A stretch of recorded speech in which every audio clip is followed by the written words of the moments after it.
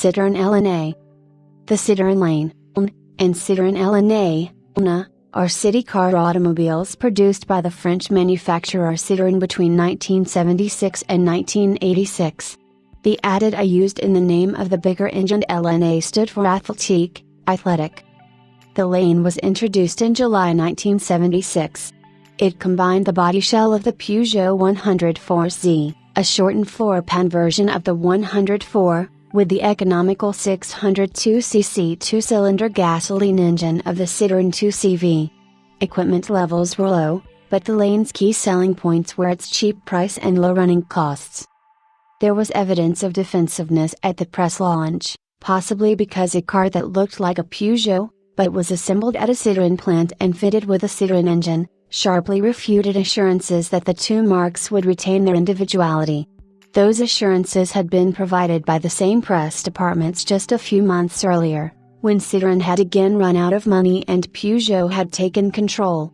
When pressed, Citroën explained that the LNA project had been rushed through because of the need to supply customers in the network with a model to strengthen Citroën's position at the lower end of the market, which was hardly a ringing endorsement of a range which at the time included the Ami and the Diane as well as the venerable 2CV, which would continue in production long after any of the others.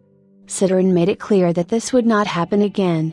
They stayed true to this until the 1996 Citroën Saxo. Citroën sold the LNA mainly in southern Europe and neighboring countries, but a more powerful replacement, the LNA, was introduced on November 6, 1978 and was exported to much of the rest of Europe, including right-hand drive versions for Great Britain, where it was not launched until early 1983.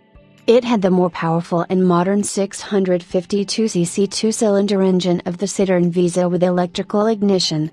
In December 1982 a 1.1 liters four-cylinder engine was added which had a top speed of nearly 90 miles per hour, 145 kilometers per hour, for the LNA 11E and 11RE, which spelled the end of the two-cylinder models in many markets.